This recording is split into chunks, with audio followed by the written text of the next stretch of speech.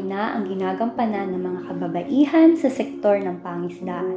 Nakatatak na sa ating tradisyon ang pagganap nila bilang ilaw ng tahanan at tagapagtaguyod ng maayos na daloy ng produksyon ng isda at iba pang yamang dagat.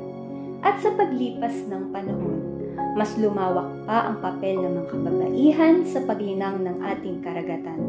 Kasama sila sa pamamahala ng ating pangisdaan at yamang tubig sa pamamagitan ng pagsasagawa ng siyentipikong pagtatasa, partikular sa mga bakawan, damang dagat at mga bahura. Nangunguna din sila sa pagpapatupad ng mga batas pangpangisdaan at panghuhuli ng mga nangingisda sa iligal na paraan.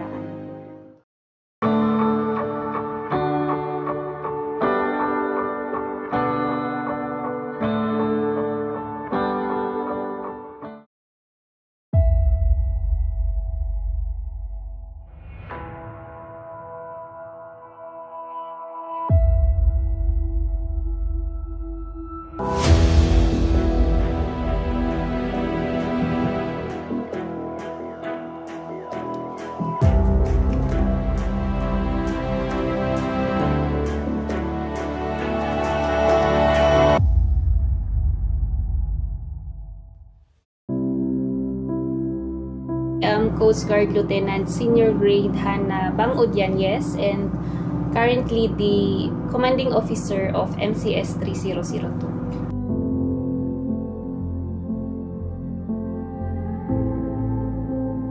Dito sa MCS, nag-a-assist or sinusuport lang mga functions or mga mandates ng BFAR. Minsan may pumupunta pong FLEG galing sa mga region or sa central. And then, sinasamahan po namin sila para pumunta sa laot to conduct MCS patrol. Ako po si Jonalyn Barciliano, currently OIC FM Red ng B55. 18 years na akong nasa law enforcement. Actually, yung law enforcement kasi maganda siyang trabaho, excited kang magtrabaho palagi dahil iba-iba yung mga senaryo na mararanasan mo.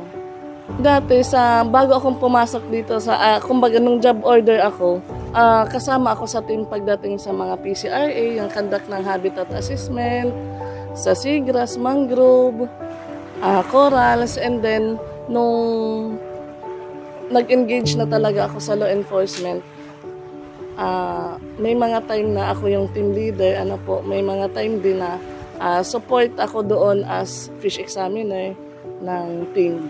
Mahirap siya, challenging yung pagiging law enforcement kasi number one, yung pakikipag-deal mo sa ina-apprehend mo, pag babae ka kasi, syempre kailangan mo ng iba pang mga kasama para magampanan mo yung pagiging law enforcement officer mo. Ang kailangan lang talaga dito sa law enforcement, dedication sa trabaho. Kailangan yung puso natin para maging law enforcement officer tayo, may puso tayo sa ating ginagawang trabaho. Para sa akin, malaking challenge yung you command yung mga kalalakihan and then mag-isa kang babae sa isang barko. And then minsan, gusto mong magkaroon ng kausap na babae, lalo na pag ilang days na kayo sa laot. May mga problems ka hindi mo ma-share sa mga lalaki kasi ang babaeng matters. Pero so far, about sa trabaho, very supportive naman po yung mga lalaki. They see me as their sister. Ino-consider nila yung pagiging babae ko.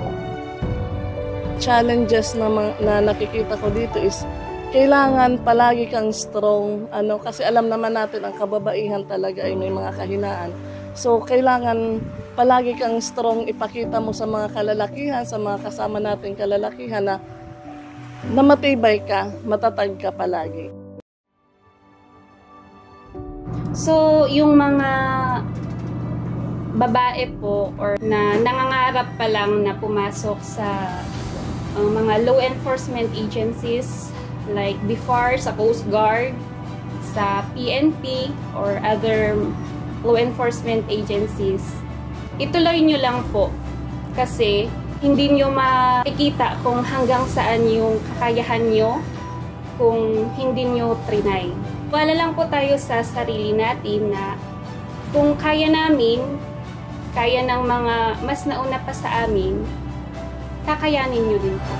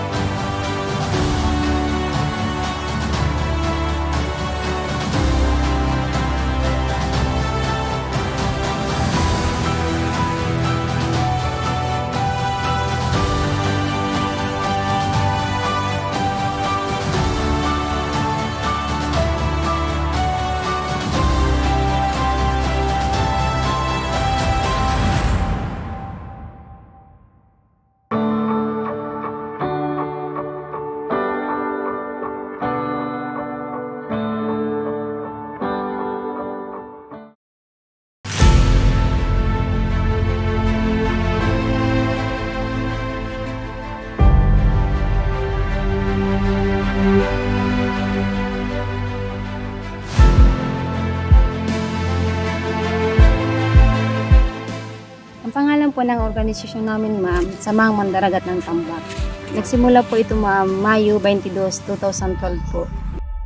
Ito pong mangrove planting, isa po siya sa tumutulong sa pag-increase po ng isda dito po sa municipal water ng Ligao City. And then nagiging bird sanctuary po siya. Yung ano naman po, kapag mayroong kalamidad pong na nitong mangrove po, kung mayroong baha na dumarating, dito pa lang po, hindi na makakapasok sa corals. Ako po si Ella Ginto ng Bacoor. Ako po ngayon ang chairperson ng mamamayan para sa lambat at dagat na namumuno po dito sa aming samahan. Ang mangrove po, ang simula po niyan, dati po iyon ay tapunan ng basura. Nakita po namin na may potensyal na mataniman ng mangrove.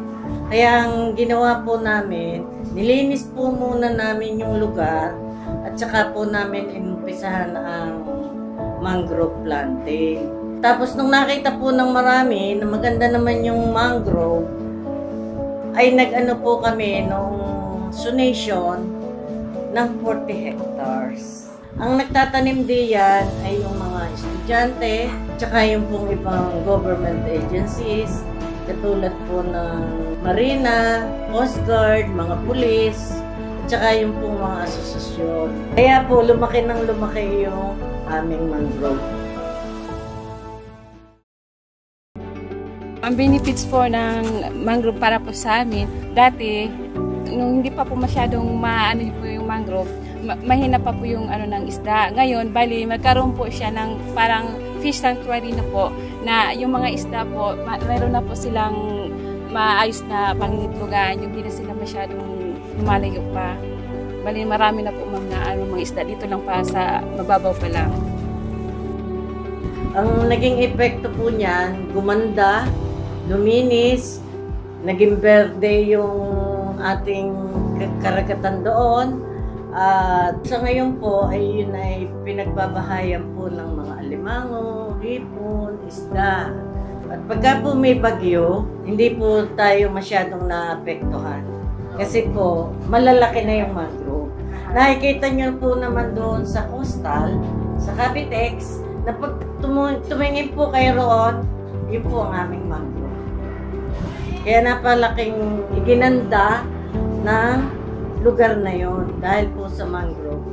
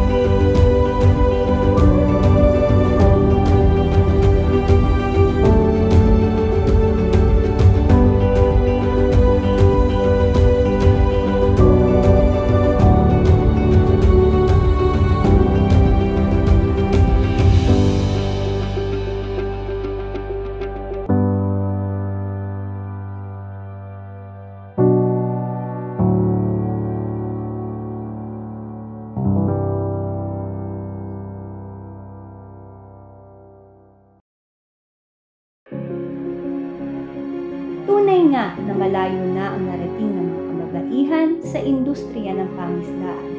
Ito ay bunga ng patuloy na pakikibaka para sa pantay na antas ng pagkilala sa lahat ng kasarian sa ating lipunan. Babae ako! Babae ako! Babae ako! Babae ako! Kaisa ang kawanihan ng pangisdaan at yamang tubig. Salamat, Juan, sa pagtataguyod ng malinis at masaganang karagatan.